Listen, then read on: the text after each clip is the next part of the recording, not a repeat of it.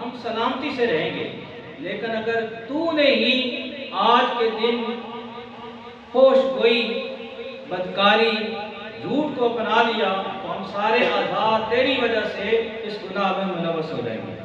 تو اس اعتبار سے زبان کی حفاظت بہت ضروری ہے۔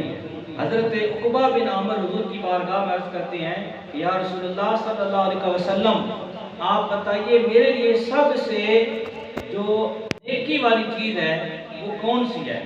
حضور نے فرمایا اپنی زبان کو لگام رکھو، زبان کی حفاظت کرو۔ حضرت معاذ حضور کے ایک صحابی ہیں، انہوں نے عرض کی یا رسول اللہ صلی اللہ علیہ وسلم، آپ مجھے کوئی نصیحت کیجیے جس سے میں نیکی پالوں۔ تو حضور نے چند چیزیں بتانے کے بعد فرمایا زبان کو پکڑ کے اس کو محفوظ رکھو، ان زبان کی حفاظت کرو۔ سرکار دو عالم علیہ السلام کے صحابی حضرت عبداللہ بن مسعود فرماتے ہیں جتنا زبان کو قابو رکھنے کی ضرورت ہے اتنا کسی اور چیز کو سنبھالنا وہ مشکل نہیں ہے۔ حضرت یونس بن عبداللہ رحمۃ اللہ تعالی علیہ فرماتے ہیں کہ میرا نفس بصرہ جیسے گرم ترین شہر میں روزہ رکھنے کی طاقت تو رکھتا ہے لیکن زبان کو بےہودہ گوئی سے، فضول گوئی سے بچانے کی طاقت نہیں رکھتا۔ یعنی اتنی یہ نفسانی خواہشات میں اس کو کنٹرول کرنا بہت مشکل ہے۔ حضرت امام غزالی رحمۃ اللہ تعالی علیہ نے چند اصول بتائے ہیں کہ جن کو پیش نظر رکھ کے بندہ زبان کی حفاظت کر سکتا ہے۔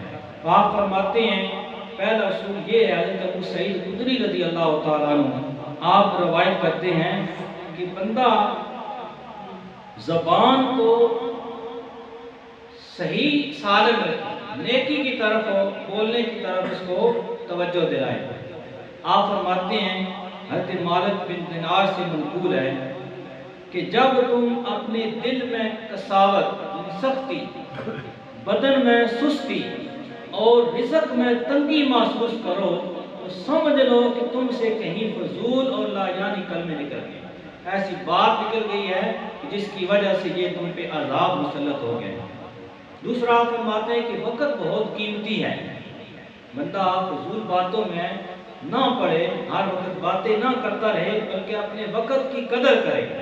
حضرت حسان بن سنان رحمۃ اللہ تعالی علیہ آپ ایک گلی سے گزر رہے تھے، ایک نیا بالا کھانا بنا، کوٹھی بنی، مکان بنا، تو آپ وہاں رک گئے، اس کے مالک سے پوچھا کہ اس کو بنانے میں تمہیں کتنا وقت لگا ہے؟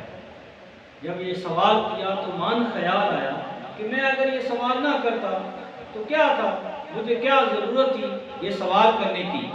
پھر انہوں نے اپنے نفس سے کہا کہ تو نے مجھے اس طرف راغب کیا ہے، اب میں تجھے سزا دوں گا۔ صرف اس ایک کلمے کی وجہ سے جو سوال کر لیا کہ اس مکان کو بنانے میں کتنا وقت لگا، آپ نے اس کے کفارے میں 1 سال روزہ رکھا کہ آئندہ یہ زبان اس طرح کے سوالات نہ کرے۔ حفاظت زبان اس لیے بھی ضروری ہے تاکہ بندے کے اعمال محفوظ رہیں، جو نیکیاں کی ہوئی ہیں وہ تو محفوظ رہیں نا۔ ایسا نہ ہو کہ زبان سے کوئی ایسی بات کہہ دے کہ جو غیبت ہو، چغلی ہو، اس طرح کی کوئی اور بات ہو جس کی وجہ سے اعمال ضائع ہو جائیں۔ کیونکہ حضرت امام حسن بصری رحمۃ اللہ تعالی علیہ آپ کو ایک آدمی نے کہا کہ فلاں شخص نے آپ کی بدخواہی کی ہے، غیبت کی ہے، تو آپ نے اس آدمی کو کھجوروں کا ایک ٹوکرا دیا کہ یہ لے جاؤ اور اس کو یہ پیش کرو کہ تیرا شکریہ کہ تو نے اپنے اچھے اعمال میرے نام اعمال بھیج دیں، یعنی غیبت کر کے۔ حضرت عبداللہ بن مبارک آپ کے سامنے کسی نے غیبت کا ذکر کیا، آپ نے فرمایا میں تو اپنی ماں کی غیبت کروں گا، یہ اگر غیبت کروں تو اپنی ماں کی کروں تاکہ میرے اعمال میری والدہ کے نام اعمال نہ جائیں۔ تو حضور نے اس لیے ارشاد فرمایا من سکت سالما، جو خاموش رہا وہ سلامتی میں چلا گیا، جس نے اپنی زبان کو کنٹرول میں رکھا اس نے حفاظت پا لی، اس کے اعمال محفوظ ہو گئے۔ اللہ تبارک تعالیٰ نے اور بہت سی آیات میں زبان کی حفاظت کا ذکر کیا، جس طرح کے بات کرنی بھی ہو تو کس طریقے سے کی جائے۔ اللہ تبارک تعالیٰ فرماتا ہے لا خیر فی کثیر من نجواہم، ان کی ان مشوروں میں، ان باتوں میں کوئی بھلائی نہیں ہے، الا من امر بصدقۃ، مگر یہ کہ وہ کوئی نیکی کی بات کریں، او معروف، یا بھلائی کی بات کریں، او اصلاح بین الناس، یا لوگوں کے درمیان صلح کرنے والی کوئی بات کریں۔ یعنی ان تین باتوں کے علاوہ اور کوئی بندہ بات کرے ہی نہ۔ اسی طرح پھر جو بات کرتا ہے اس کا انجام کیا ہوتا ہے، ما یلفظ من قول الا لدیہ رقیب عتید، جو بندہ بات کرتا ہے تو فرشتے اس کو لکھ لیتے ہیں، کرام کاتبین، جو بھی منہ سے نکلتا ہے وہ لکھا جاتا ہے، چاہے وہ نیکی کی بات ہو یا برائی کی بات ہو۔ اللہ تبارک و تعالیٰ نے ہماری رہنمائی کی حضور کی سیرت کے تصدق سے کہ ہمیں کیا کرنا چاہیے کیا نہیں کرنا چاہیے۔ حضور نے ہماری اصلاح فرمائی، آپ فرماتے ہیں المؤمنون یترک ما لا یعنی، مومن تو وہ ہے جو فضول چیزوں کو چھوڑ دیتا ہے۔ پھر آپ نے فرمایا کہ من حسن اسلام المرء ترکہ ما لا یعنی، آدمی کے اسلام کی خوبصورتی یہ ہے کہ وہ بیہودہ بات نہ کرے، لا یعنی چیزوں کو چھوڑ دے۔ پھر سرکار نے فرمایا من سکت النجات، جس نے خاموشی اختیار کی وہ نجات پا گیا۔ پھر سرکار نے فرمایا المسلم من سالم المسلمون من لسانہ و یدہ، مسلمان تو وہ ہے کہ جس کی زبان اور جس کے ہاتھ سے دوسرے مسلمان محفوظ ہیں۔ حضرت ابو ہریرہ رضی اللہ تعالیٰ عنہ روایت کرتے ہیں کہ حضور نے فرمایا کبیرہ گناہوں میں سے ایک گناہ یہ ہے کہ کوئی بندہ بھرے مجمع میں اپنے بھائی کی تذلیل کر دے، یعنی اس کی بے عزتی کر دے، اور وہ شخص دوزخی ہے جو لوگوں کے سامنے اپنے بھائی کی بے عزتی کرے یا اس کو ایسا کلمہ کہے جس سے اس کا دل ٹوٹ جائے، وہ بندہ دوزخی ہے۔ اس کی مثال آپ یوں سمجھیں، سرکار دو عالم علیہ السلام جب ہجرت کرنے لگے، جب آپ حرم کعبہ سے رخصت ہونے لگے، آپ نے کعبہ شریف کی طرف منہ کر کے کعبہ کو پکارا کہ اے کعبہ، تو بڑا عزت والا گھر ہے، بڑا شرف والا گھر ہے، بزرگی والا گھر ہے، اللہ کا پہلا گھر ہے، لیکن یہ سن لے تجھ سے بڑھ کر ایک بندہ مومن کی عزت ہے۔ تیری عزت تیری تکریم اپنی جگہ، لیکن تیری عزت سے بھی بڑھ کر ایک بندے مومن کی عزت ہے۔ اس لیے حضور نے فرمایا کہ اپنے بھائی کی عزت کا خیال رکھو، جس نے اپنے بھائی کی تکریم کی، اس کی عزت کی، اللہ تبارک تعالیٰ اس کو دونوں جہاں میں معزز بنا دیتا ہے، اس کی عزت دونوں جہاں میں قائم ہو جاتی ہے۔ پھر جو زبان کا زخم ہے یہ کتنا گہرا ہے، ایک عربی کا مقولہ ہے جرح الکلام اشد من جرح السہام، کہ زبان کا زخم تلوار کے زخم سے بھی گہرا ہوتا ہے، سخت ہوتا ہے۔ تلوار کا زخم ختم ہو جائے گا، منتمل ہو جائے گا، جگہ مل جائے گی، لیکن جو دل ایک دفعہ ٹوٹ جائے گا وہ کبھی نہیں جڑے گا۔ میاں صاحب نے کیا خوب فرمایا تھا، ڈھا دے مندر ڈھا دے مسجد ڈھا دے جو کچھ ڈیندا، ڈھا دے مندر ڈھا دے مسجد ڈھا دے جو کچھ ڈیندا، ایک بندے دا دل نہ ڈھاوی خدا دلاں وچ رہندا۔ اس لیے حضور نے فرمایا کہ جو مظلوم کی بد دعا ہے، جس کا دل دکھایا جائے، اس کے دل سے جو آہ نکلتی ہے، اس کے درمیان اور اللہ کے عرش کے درمیان کوئی حجاب نہیں ہوتا، وہ سیدھی اپنے اللہ کے عرش کو جا کے ٹکراتی ہے، اور پھر اس کا وبال کیا ہوتا ہے کہ فوراً اس پہ عذاب عالیہ ہی آتا ہے۔ اس لیے بندے کی عزت کا خیال رکھنا ضروری ہے۔ قبر کا عذاب عموماً 3 حصوں میں تقسیم کیا جاتا ہے۔ ایک حصہ غیبت کرنے کی وجہ سے، دوسرا حصہ چغلی کی وجہ سے، اور تیسرا حصہ پیشاب کے چھینٹوں سے نہ بچنے کی وجہ سے۔ قبر کا عذاب ان 3 گناہوں کی وجہ سے ہوتا ہے۔ تو اس میں 2 گناہ زبان سے متعلق ہیں، غیبت اور چغلی۔ سرکار نے ارشاد فرمایا کہ 3 چیزوں کی ضمانت مجھے دے دو، جنت کی میں تمہیں ضمانت دیتا ہوں۔ ایک شکم کی، پیٹ کی، اس میں حلال بھرو گے۔ دوسرا زبان کی، دو جبڑوں کے درمیان، تیسرا شرمگاہ کی، حضور نے فرمایا دو ٹانگوں کے درمیان، دو جبڑوں کے درمیان، اور پیٹ کی حفاظت کی ذمہ داری تم دے دو، جنت کی ضمانت میں دے دیتا ہوں۔ پھر بزرگ فرماتے ہیں کہ ابدال وہ لوگ ہیں جو بات کم کرتے ہیں، کھانا کم کھاتے ہیں، سوتے کم، یعنی بقدر ضرورت بات کرتے ہیں، ضرورت کے مطابق کھاتے ہیں، اور سوتے بھی اتنا ہے جتنا جسم کو ضرورت ہے، وقت کی بھی قدر کرتے ہیں، فضول بات بھی نہیں کرتے، اور کھانے میں بھی وہ احتیاط کرتے ہیں۔ حضرت عیسیٰ علیہ السلام آپ فرماتے ہیں کہ عبادتیں 10 ہیں، عبادتیں 10 ہیں، ان میں سے 9 عبادتیں خاموش رہنا ہے، اور ایک عبادت یہ ہے کہ لوگوں سے دور رہو، یعنی لوگوں کے ساتھ پاس مباحثہ نہ کرو۔ حضرت بکر صدیق رضی اللہ تعالیٰ عنہ آپ اپنی زبان میں کنکریاں رکھتے، روڑے رکھتے، کنکریاں رکھتے، تاکہ یہ ان کے ساتھ مشغول ہوتی رہے، بات نہ کرے، کسی کی دل آزاری نہ کرے۔ اسی طرح شیخ ربیع بن خیثم رحمۃ اللہ تعالی علیہ، آپ نے 20 سال تک کوئی بات نہیں کی سوائے نیکی کے، اللہ کے ذکر کے، کوئی بات کرنی ہوتی تو لکھ لیتے، اور پھر دل میں اس کو دہراتے، کسی کے آگے سوال نہ کرتے، نہ کوئی بات کرتے۔ تو امام غزالی رحمۃ اللہ تعالی علیہ نے احیاء العلوم میں چند چیزیں ذکر کی ہیں کہ جن کے کرنے سے زبان کو محفوظ رکھا جا سکتا ہے۔ صرف 1-2 چیزیں میں اختصار کے ساتھ پیش کر رہا ہوں۔ آپ فرماتے ہیں کہ بغیر ضرورت کے بندہ بات ہی نہ کرے۔ سرکار دو عالم علیہ السلام صحابہ کرام میں جلوہ گر تھے، آپ نے فرمایا کہ تم ابھی ایک جنتی آدمی کی زیارت کرو گے، اتنے میں حضرت عبداللہ بن سلام داخل ہو گئے۔ صحابہ کرام نے پوچھا کہ تم کون سا عمل کرتے ہو؟ حضرت عبداللہ بن سلام نے کہا کہ میں فالتو بات نہیں کرتا، ضرورت والا کوئی سوال تو وہ کرتا ہوں، خاموش رہتا ہوں، دوسرا کسی کی بدخواہی نہیں کرتا، کسی کے بارے میں بات نہیں کرتا، کسی کی عزت کے پیچھے نہیں پڑتا۔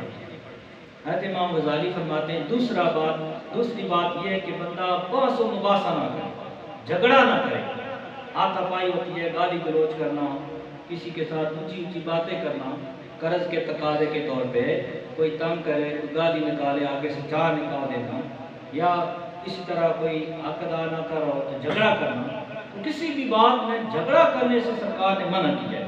حضور نے فرمایا کہ ایسے شخص پر دہشت حرام ہوگی جو فحش گوئی کرنے والا ہے، جو زیادہ گفتگو کرتا ہے، زیادہ بری باتیں کرتا ہے۔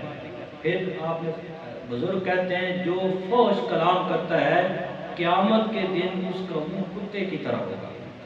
ایک اور حدیث پاک کا مفہوم ہے کہ جب دوزخ میں جائیں گے تو کچھ لوگوں کے منہ سے ایسی بدبو نکلے گی کہ دوزخی بھی اس سے پناہ مانگے گی۔ پتہ چلے گا کہ یہ لوگ کون ہیں جب علم ہوگا کہ یہ لوگ وہ ہیں جو دنیا میں فحش کلام کرتے تھے۔ تو آج کل جب ہم ایک جگہ بیٹھے ہوں ہوٹل پہ، کسی مجلس میں دوستوں کے ساتھ، تو فالتو گپیں لگانا موبائل پہ، اسی طرح کھیل کود میں، یہ ہمارا ایک طریقہ بن گیا ہے۔ ہم کہتے ہیں یہ تو کوئی بات نہیں ہے، ٹائم کرنے کا بہانہ ہے، ٹائم پاس کر رہے ہیں، لیکن ایسی بات نہیں ہے۔ جو زبان سے نکل جائے گی بات، اس میں غیبت ہو سکتی ہے، چغلی ہو سکتی ہے، جھوٹ ہو سکتا ہے، کفریہ کلمہ نکل سکتا ہے، ناشکری کے الفاظ نکل سکتے ہیں۔ اس طرح حضور نے فرمایا کہ جب بھی جہاں بیٹھو اللہ کا ذکر کرو اور مجھ پہ درود پڑھو۔ اگر اس مجلس میں تم سے کوئی خطا ہو گئی تو اللہ تعالیٰ وہ اس درود اور اللہ کے ذکر کے صدقے سے معاف کر دے گا۔ تو ہمیں اپنی جو بیٹھک ہے وہ صاف رکھنی چاہیے۔ پھر امام غزالی فرماتے ہیں مذاق سے بھی بچنا چاہیے، کسی کے ساتھ مذاق سے بھی پرہیز کرنی چاہیے کہ کہیں وہ مذاق کسی کا دل نہ توڑے۔ ہاں ظرافت، کچھ ظرافت ہو وہ جائز ہے، حضور نے بھی کچھ موقعوں پہ ظرافت کی ہے۔ ظرافت سے مراد یہ ہے کہ ایسا مذاق جس میں سچ جھوٹ نہ ہو۔ جس طرح کہ ایک بوڑھی حضور کی خدمت میں حاضر ہوئی تو انہوں نے عرض کی کہ یا رسول اللہ میرے لیے جنت کی دعا کریں۔ حضور نے فرمایا کوئی بوڑھی جنت میں نہیں جائے گی۔ وہ بوڑھی اماں رونے لگی، اٹھ کے جانے لگی۔ حضور نے صحابہ کو فرمایا کہ اس کو بتا دو کہ جو بوڑھیاں ہیں وہ جنت میں جوان ہو کے جائیں گی۔ یعنی تو جنت میں جائے گی لیکن اس وقت تو بوڑھی نہیں ہوگی بلکہ جوان ہو جائے گی۔ تو جنتی جتنے بھی ہوں گے وہ 35-40 سال کے مرد ہوں گے، اس عمر اتنی ہوگی جوانی کی، کوئی بوڑھا جنت میں نہیں جائے گا، جوان ہو کے جائے گا۔ اسی طرح ایک بوڑھی آئی، اس نے عرض کی کہ یا رسول اللہ مجھے اونٹ پہ بٹھائیے۔ سرکار نے فرمایا میں تمہیں اونٹ کے بچے پہ بٹھاؤں۔ اس نے کہا وہ تو مجھے گرا دے گا۔ حضور نے فرمایا کہ کیا کوئی اونٹ بغیر اونٹ کے ہوتا ہے؟ یعنی اونٹ کا بچہ ہی تو ہوتا ہے، کوئی بھی اونٹ ہے وہ اونٹ کا بچہ ہی ہے، تو میں نے تجھے اونٹ پہ بٹھانا تھا لیکن وہ بھی تو کسی کا بچہ ہی ہے۔ یعنی مذاق کیا خوش کرنے کے لیے۔ ایک نعمان انصاری تھے، نعمان نام، وہ شراب پیتے تھے، کئی دفعہ حضور نے ان کو جوتیوں کے ساتھ پٹائی کروائی، تو لیکن وہ اللہ اور اللہ کے رسول کے ساتھ محبت بھی کرتے تھے۔ تو ایک صحابی نے کہہ دیا کہ وہ تو بڑے لعنتی ہیں، تو حضور نے منع فرما دیا کہ نعمان اللہ اور اللہ کے رسول سے محبت کرتا ہے۔ لیکن ان کی عادت کیا تھی، وہ بازار میں جب کوئی نیا میوہ آتا، اب گرمیاں ہیں، تربوزہ شروع ہو رہا ہے، آم شروع ہو جائیں گے، اسی طرح سردیوں کا، تو جب بھی بازار میں کوئی نیا پھل شروع ہوتا، جو ہی پتہ چلتا تو وہ اس سے ادھار لے کے وہ آ جاتے، حضور کو پیش کرتے کہ سب سے پہلے جو نیا میوہ ہے وہ حضور تناول فرمائے۔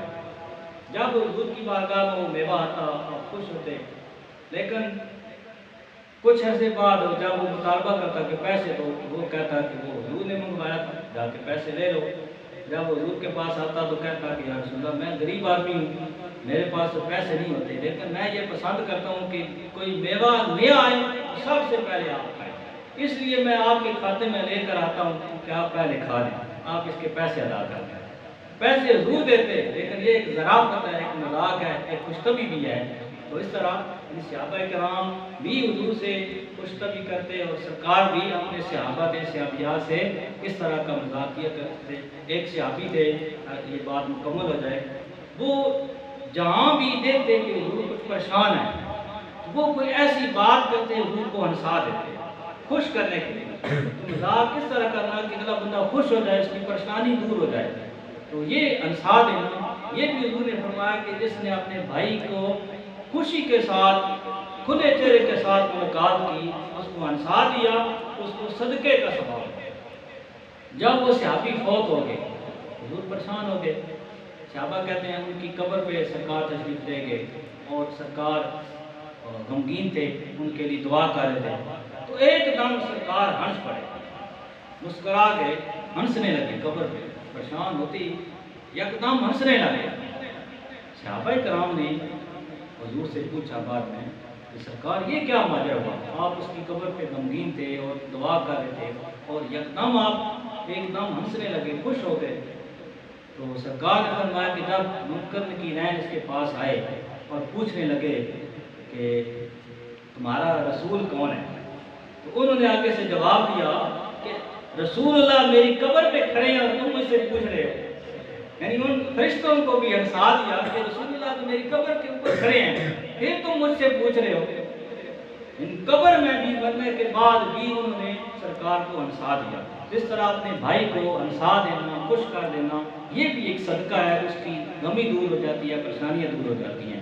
بہرحال آج کا ہمارا جو آج اس نشست کا جو عنوان تھا وہ تھا حفاظت زبان۔ بس ایک حکایت پیش کر کے اجازت دیتے ہیں۔ حضرت ذنون مصری علیہ رحمہ آپ فرماتے ہیں کہ ملک شام کے مضافات میں ایک مکان تھا جس کے اندر ایک نوجوان ایک سیب کے درخت کے نیچے نفل پڑھ رہا تھا۔ اس عابد نوجوان کے قریب میں بیٹھ گیا، جب اس نے سلام پھیرا تو میں نے السلام علیکم کہا، پوچھا کہ آپ کون ہیں اور اس غیر علاقے میں کیوں مقیم ہیں؟ اس نوجوان نے کچھ جواب نہ دیا، زبان سے اس نے کچھ جواب نہ دیا۔ پھر میں نے پوچھا تو اس نے انگلی کے ساتھ زمین پہ یہ شعر لکھا، منی اللسان عن الکلام لأنہ کہف البلائے وجالب الآفات فإذا نطقت فقل لربک ذاکرا لا تنسیہ واحمدہ فی الحالات۔ اس نے کہا زبان کلام کرنے سے روک لی گئی ہے، اسی لیے کہ یہ بلاؤں کا گھر اور آفتوں کو لے آنے والی ہے۔ بس تم بھی جب کوئی بات کرو تو اپنے رب کا ذکر ہی کرو اور اسے نہ بھولو اور ہر حال میں اس کی حمد کرتے رہو۔ حضرت ذنون فرماتے ہیں جب اس نے یہ شعر لکھا زمین پہ میں نے پڑھ لیا، پھر کہتے ہیں کہ میں نے بھی ایک شعر لکھا اس کے جواب میں۔ آپ نے کیا شعر لکھا؟ فرماتے ہیں وَمَا مِن كَاتِبٍ إِلَّا سَيُبْلَى وَيَبْقَى الدَّهْرُ مَا كَتَبَتْ يَدَاهُ فَلَا تَكْتُبْ بِكَفِّكَ غَيْرَ شَيْءٍ يُسِرُّكَ فِي الْقِيَامَةِ أَن تَرَاهُ۔ جو بھی لکھنے والا ہے وہ عنقریب آزمایا جائے گا اور اس کا لکھا ہوا ہمیشہ باقی رہے گا۔ بس تم بھی اپنے ہاتھ سے کچھ لکھو تو کوئی ایسی بات نہ لکھو جسے دیکھ کر کل قیامت کے دن پچھتانا پڑے، بلکہ ایسی چیز لکھو کہ قیامت کو اسے دیکھو تو خوش بھی حاصل ہو۔ آپ نے فرمایا کہ جس طرح بولنا بھی جو بیماریوں کا گناہوں کا سبب بن سکتا ہے، اسی طرح لکھنا بھی بیماری کا سبب بن سکتا ہے، گناہوں کا سبب بن سکتا ہے۔ اس طرح نہ بولو اور نہ لکھو۔ یہ شعر جب آپ نے لکھا کہ بولنے سے بھی بندہ اللہ کی پکڑ میں آ سکتا ہے، کوئی ایسی بات لکھ دے، بس یہ شعر اس نے پڑھا تو وہ نوجوان چیخ مار کے گرا اور اس کی روح نکل گئی۔ یہ صرف کہ وہ لکھنے پر بھی پکڑ ہوگی۔ آپ کہتے ہیں میں نے چاہا کہ اس کی تجہیز و تکفین کروں، لیکن مجھے غیب سے یہ ندا آئی کہ یہ ہمارا بندہ ہے، ہم اس کو خود سنبھالیں گے۔ آپ کہتے ہیں میں اس جگہ سے الگ ہو گیا، جب میں نے کچھ دیر بعد وہاں دیکھا تو اس نوجوان کی نعش وہاں موجود نہیں تھی، یعنی فرشتے اس کو لے گئے، انہوں نے اس کا غسل کفن اور دفن انہوں نے کیا۔ وہ بندے جو اللہ کی رضا کے لیے وہ اس دنیا میں خواہشات کو ترک کر دیتے ہیں، آج یہ معاملہ ہے کہ ہم یہ خوش ہوتے ہیں کہ اتنے روپے کا اتنا پیکج لگ جائے گا، اتنے منٹ مل جائیں گے، ہفتے کا پیکج، مہینے کا پیکج، تو رات دن باتیں کرتے رہیں گے۔ وہ فری منٹ تو آپ استعمال کریں گے، لیکن جو زبان سے گناہ ہوں گے، جو فحش گوئی ہوگی، جو جھوٹ ہوگا، غیبت ہوگی، چغلی ہوگی، اس کا کیا کریں گے؟ کتنا وبال بنے گا؟ اس اعتبار سے جہاں بھی ہم بیٹھیں، موبائل پہ پیکج لگائیں، میسج لکھیں یا اسی طرح اور کو لکھنے کا کام ہے تو ہم اپنی زبان کو حفاظت میں رکھیں۔ آج ایک دوسرے کی عزت اچھالنا یہ معاشرے میں اتنا عام ہو گیا کہ اس کو برائی نہیں سمجھا جاتا۔ اگر جو ہماری بات ہے کسی کے دل کو لگ گئی، کسی کی غیبت ہو گئی، تو ہم دیکھنے میں تو نمازی ہوں گے، روزے دار ہوں گے، دیکھنے میں تو تلاوت قرآن پاک کرنے والے ہوں گے، لیکن غیبت کی وجہ سے وہ سارا نامہ اعمال خالی ہو چکا ہوگا۔ اس اعتبار سے آج ضرورت ہے کہ ہم اپنی زبان کی حفاظت کریں تاکہ ہمارے جو اعمال صالح ہیں وہ بھی محفوظ رہیں، ہمارے مومن بھائیوں کی عزت بھی محفوظ رہے، اور زبان کو اگر استعمال کرنا ہی ہے تو اللہ تبارک تعالیٰ فرماتا ہے وَسَبِّحُوهُ بُكْرَةً وَأَصِيلًا، صبح و شام یعنی ہر وقت اسی کا ذکر کرتے رہے گا۔ جو بندہ اللہ کا ذکر کرتا رہتا ہے اس کی دل کی کیفیت یہ ہوتی ہے کہ وہ اللہ تبارک تعالیٰ کے انوار و تجلیات کی آماجگاہ بن جاتا ہے۔ اللہ تبارک تعالیٰ کے انوار و تجلیات کا نزول اس دل پہ ہوتا ہے جس میں ہر وقت اللہ کی یاد ہوتی ہے۔ تو بہت سے ایسے اللہ کے بندے گزرے ہیں، مرنے کے بعد بھی ان کی زبان چل رہی ہے، کیوں؟ ساری زندگی انہوں نے اس زبان کے ساتھ اللہ کا ذکر کیا ہے۔ کچھ وہ بھی ہیں کہ مرنے کے بعد ان کے ہاتھ تسبیح پڑھ رہے ہیں، یعنی حرکت کر رہے ہیں کہ وہ ہر وقت اپنے ہاتھوں کو اللہ کی تسبیح میں مشغول رکھا کرتے تھے۔ کچھ وہ ہیں جو دنیا سے جا رہے ہیں لیکن ان کے چہرے پہ تبسم ہے، کیوں؟ کہ ساری زندگی وہ خوف کی وجہ سے نہیں بولے، جب جانے لگے تو ان کے زبان پہ مسکراہٹ، ان کی چہرے پہ مسکراہٹ آ گئی کہ اب وقت ختم ہو گیا ہے تمہارے وہ اس روزے کا، اب تمہیں آخرت کی جو زندگی ہے وہ دائمی زندگی، ہمیشہ کی فرحت اور شادمانی والی زندگی مل گئی۔ تو بڑا ہم سب یہ کوشش کریں کہ ہم اس بیماری سے اپنے آپ کو محفوظ رکھیں اور کسی کی دل آزاری نہ کریں، اللہ کے ذکر میں، اللہ کے محبوب کی بارگاہ میں درود و سلام پڑھنے میں اپنی زبان کو استعمال کریں۔ اگر کوئی جھگڑا کرے تو جو بندہ خاموش ہو جائے، جواب نہ دے یا حق کی بات صرف آگے کہہ دے تو اللہ تبارک تعالیٰ جنت میں اس کو محل عطا کرے گا۔ اللہ تبارک تعالیٰ زبان کی حفاظت کی توفیق دے. وما علینا الا البلاغ.